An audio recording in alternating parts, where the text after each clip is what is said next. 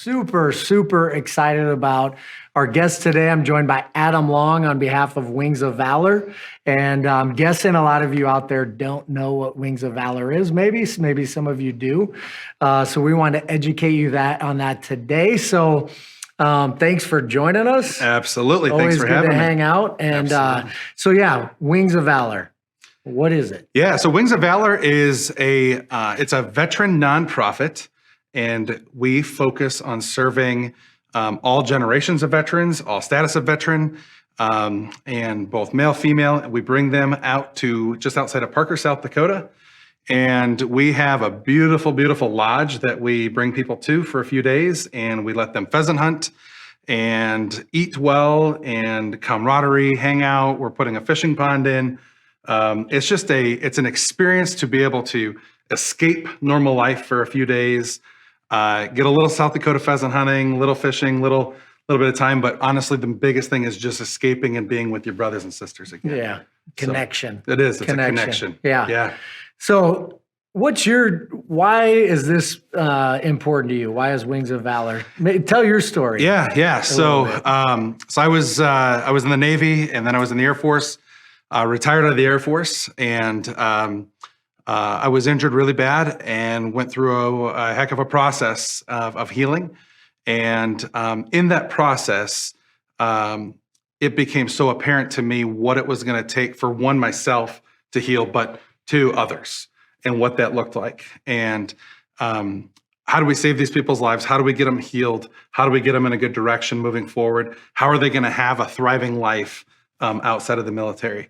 And it became really, really apparent quick to me that the nonprofit world that are serving veterans is what was going to make that change and what was going to make that impact. So for me, I started plugging myself into nonprofits, and I've been in the nonprofit world now with veterans for, I guess, going on about 9 years. Awesome. So Wings of Valor, it's a lodge, beautiful lodge, just beautiful land, South Dakota country, close to Sioux Falls, and so awesome location for those in the area here. So talk about the need for it. Like why is this such a need? You even mentioned like save their lives, and you talked about kind of the hole you had to dig yourself out of. Yeah. So what is the need for this? Absolutely. I guess the best way to say it is the military is very, very good at training you to be the exact person that they need you to be. They're going to fulfill the times, the slot that they need you to fill, the job, how they need you to fill it, what team they need you on, what jobs, all these things. They're really, really good at that. They're really, really bad at getting you out. And that's where the nonprofits have learned that they needed to step in. The nonprofits have had to evolve through the time as well. They started off years and years ago where they were giving us a place, the veterans a place to be able to connect.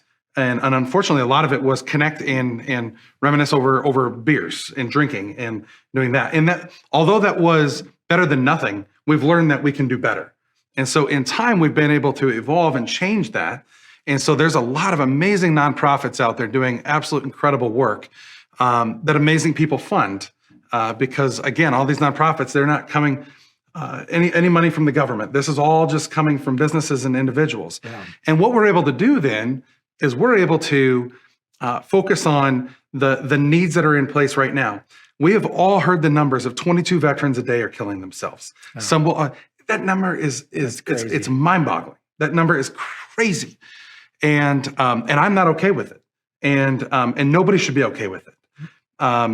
The nonprofit world is the ones who are trying to combat that and trying to tackle that and make that change. It's a big task. It's a big thing because there are a lot of veterans, and there are so many different physical and mental injuries and illnesses and all these things going on. And the nonprofits are trying to figure out the best way constantly to tackle that. So for me, I have the ability to give my time to these organizations. Wings of Valor has been one of the best that I've been involved with. It's 100% paid for the veteran, the flights, the drives, whatever it takes to get them there, the food while they're there, the lodge while they're there, the pheasants, the bird. I mean, everything's taken care of. It literally gives them that opportunity to come and worry about nothing. Yeah. and just relax. Yeah. And it is in a slice of heaven. Yeah. And people come out, I mean, as much as like the UPS man, they're like, man, we hit all these farms and all this stuff, and then we pull in here.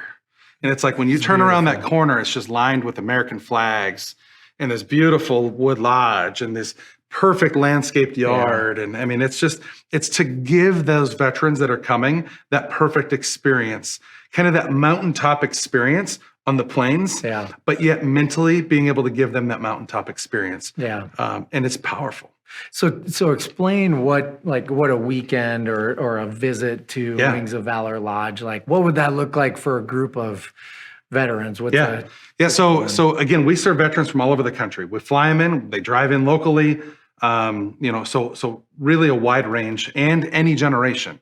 We've had people out there from Vietnam and local and, all the different stuff. But a weekend would basically consist of you come in on a Thursday, and that night consists of everybody kind of getting to know each other, settling into your rooms, figuring out if there's any other things that you forgot or need or anything like that. Most people don't know each other when they get there. So we get a wide range. Okay. We have some people come in as a group. They'll contact us, say, hey, 5 of us buddies heard about this place. We'd love to come together. So we do try to fit that in. But oftentimes people come in, just onesies from all around the country, and they come and join a family instantly. Yeah. And they build a family. That first night is really, they always say that, that's the night that goes the latest. People just sit around the kitchen table. We have a huge dining room table that everybody just sits around and they talk and share and cry and laugh. And there's anger. All the emotions come out and everybody meets and talks. And it's fun because somebody knows somebody from somewhere and there's all these connections in this little world. And it is. And so that's the first night. That kind of goes down. The next morning, everybody wakes up at their own pace and they come out and they have breakfast. And then we start the day off with shooting clay pigeons. And we have shotguns provided for everybody unless they want to bring their own. And so we allow them to come in and blow the cobwebs out of their shotguns and give their best attempt at shooting a clay pigeon. And so we shoot like crazy out there. Then we do lunch. Then we do, then we go out and we do what we call a European tower hunt the first day. And it's a really cool thing. You got to explain that. Yeah. So we have a tower that goes up and we bring up, depending on the number of shooters, but we bring up a bunch of birds up in there. And there's 2 guys up in the top. And then we are 100 yards approximately out all the way around. So it's safe. It's safe. We've tried and true. We lost like 1 or 2, but we've figured that out now. No. That's a joke. Yes, 100% joke. But no, but it is. It's 100% safe, and it's a lot of fun, and it gives people the opportunity with physical disabilities to be able to hunt without having to move much. So that's the design of that. Correct. Somebody that, because I've seen some of the vets out there that are in wheelchairs or lost legs. Or whatever. Absolutely. We have a triple amputee that's been out a few times. And he comes out and hunts, and we've got all the equipment and the chairs and the track chairs and all these different things that allow them to be able to do that. But this style of a hunt really opens it up to let them experience that without having to be real mobile. Yeah. So then they release 2 birds at a time. We do these rotations. It's a ton of fun. People just laugh and laugh and laugh while they're having a good time doing that. And then we end the night with pictures with lots of birds, oftentimes 70 birds in front of us. And it's just incredible the amount of birds that we get. And then we'll do a dinner and a night of camaraderie and hanging out and spending and doing life together, building that family. Yeah. The next day we kind of repeat and do the same thing. So that would be then Saturday. And the only thing different in that day is instead of doing the European tower hunt, then we do a traditional walk and block pheasant hunt. And again, for any of the disabilities or impairments that would not give the veterans the ability to walk, we've got all the equipment necessary to help them do that. Yeah. But so we do the traditional hunt, and then we kind of do it over again, and then everybody departs on Sunday. Awesome. But they depart with new brothers, new sisters, a family, an opportunity that many of them had never had before, and that mountaintop experience. Our hope is that they're leaving filled up, and they're ready for life. Well, don't you think that a lot of that depression, that mental illness, and a lot of it stems from where you're dealing with issues and nobody can relate, right?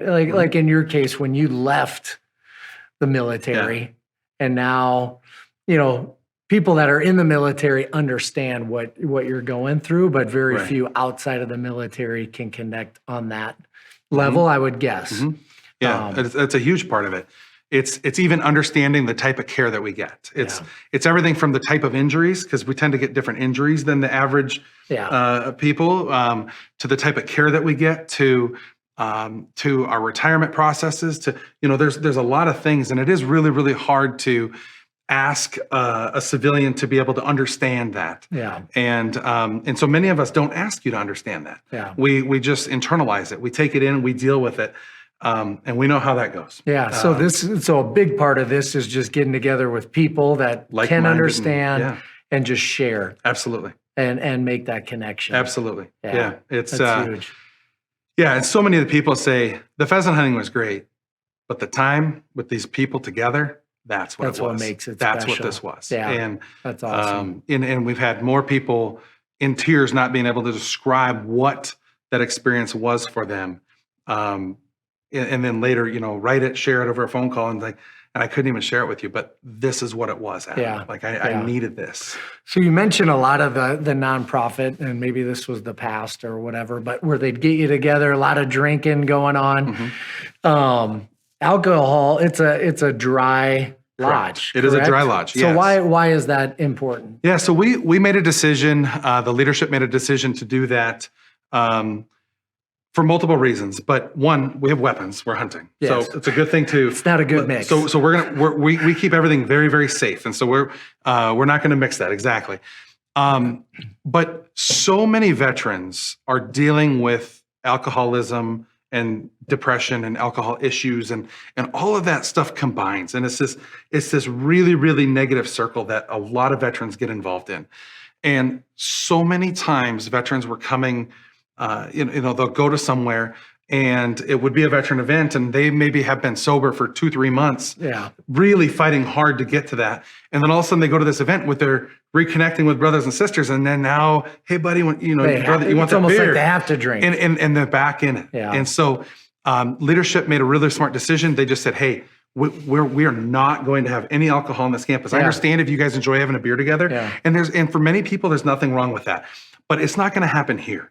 We are going to protect our brothers and sisters that are dealing with those issues, and we're going to just eliminate it completely. And it's been a really, really smart move for us to be able to do that. You've even said you've had people thank you, which I had to think was kind of a big decision to not have alcohol at a lodge like this. But you've had people thank you. For that. Thank us after and before. So we've had people ask about it prior to coming. Like when they're just inquiring about it, knowing that they're dealing with this issue and knowing that they would set themselves up for failure if they came and that was available.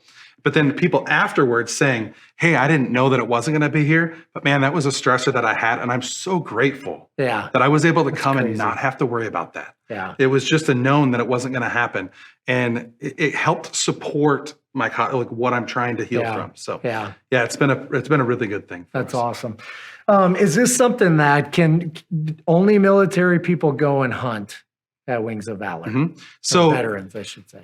Yeah. So we do. And so we have active duty. We've had active duty and guard status and reserves and veterans, and we've had all those statuses out there. So on those weekend hunts, yes, that if you have served, you qualify. Anyone else can come and volunteer. But on the other sides, we do occasional corporate hunts out there, oftentimes during the week or off season stuff, and we've been able to utilize that as a fundraiser. That's allowed us to help fundraise some of our funds to be able to support these veterans and to be able to bring them out. And so we have we don't put a huge emphasis on that because we do try to leave the majority of the time available for veterans. But it has been very helpful bringing some of those groups in, and it's 30 minutes from Sioux Falls. And so it's so close. And so people in an office can say, hey, we're going to shut the office down today and we're going to go do an afternoon hunt and they're going to provide lunch for us. And so they'll come out and we'll do lunch and they'll do hunting. And then we're able to take those funds and put 100% of those funds back into the pot to be able to serve to the veterans. So it goes to serve the next group of veterans. Yeah, and that brings up another point. 100% of every single dollar goes to veterans with us. That's awesome. There's not a single person there that's not a volunteer. Bruce Weller is an incredible man. Sean Adams, Scott Red, those guys have all put so much time and efforts in their own funding into this to be able to build this organization. And they've created it and kept it to the point where nobody takes a dollar, and it allows us to just continue to just give and give and give to these vets. Yeah, that's amazing.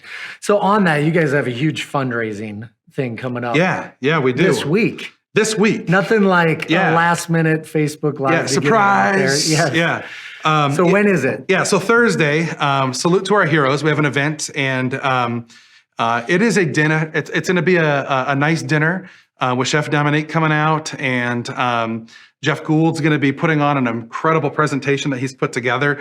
He's put it together to share it across the nation, and we're the first time where he's going to get to share it. And he's wrapping in a bunch of America and what it means to still love and appreciate our country. Wow. Because we need to have that today. Yeah, that we hurt in that area. Absolutely. And so he's bringing that in. And so it's Thursday, March 24th. It's going to start at 5:30. It is at the South Dakota Military Heritage Alliance, and that is it's right across from the arena, the old Badlands. The old Badlands Pond, yeah, and which is a sweet venue. I was just in there last week. Super cool venue. Doing incredible things to be able to make it available for these types of organizations as well. So they obviously open it up to everybody, but they bend over backwards for military nonprofits coming into that are continuing to serve. So it's going to be an incredible event, great dinner, meet some incredible people. The governor's going to come and speak as well. Awesome. It's just going to be a really special event, and all of those dollars then turn right back into the pot to be able to continue to serve these vets. Yeah. So that's salutetourheroes.org. We'll put that link in the chat as well, so you can look there for tickets. We'll also be putting just the Wings of Valor website in the chat as well, so you guys can connect there and go there for any information you're looking for on that as well. But maybe end with this, like any testimonies, or I don't know what a good way of saying it, stories that you can think of. Maybe they're super personal or maybe kind of general, but any stories that you want to share. Yeah, I will, and I'm gonna keep a name out because I didn't ask for permission to share his name, but a good friend of mine. I've traveled with this guy. I've done life with him in multiple areas.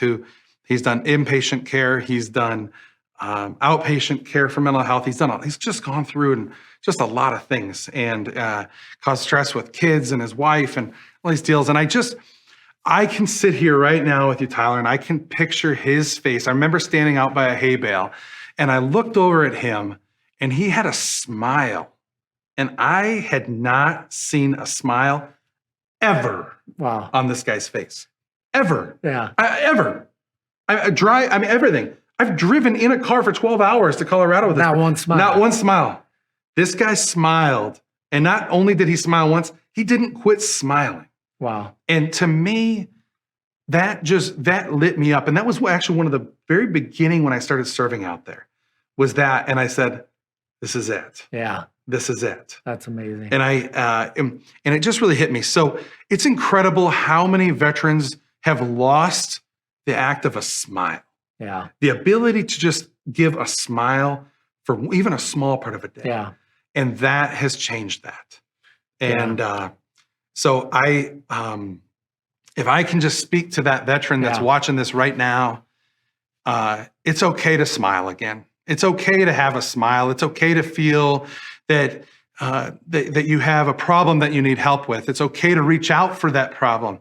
Don't ever feel like you can't. Ever. There are so many people willing to help you, and Wings of Valor is one of them, but there's so many if that's not your taste. You just have to initiate and reach out. Yeah. Do not do life alone, please. So if you're interested in coming out, please look us up. You can look me up personally. Tyler can get in touch with me. You can reach out directly to our website, which is also in the links. But please reach out and let us help you. And the truth is you're helping us as well. Yeah. And to the people who give the dollars, man, thank you. It's huge. It is huge. It's not, no, we don't do it without that. Yeah. We can't. My pockets aren't very big, and I can't give enough to do that, but I've got the time and the heart to do it. I just need that support. So the people who have given, thank you. Yeah. Thank you. That's awesome. So good. And I think the whole message of Wings of Valor is you're not alone. If you're struggling out there, if you're hurting, there's other people that are going through the same thing as you, that have been through the same thing as you. And this is just a place to connect and make sure you know that you are not alone.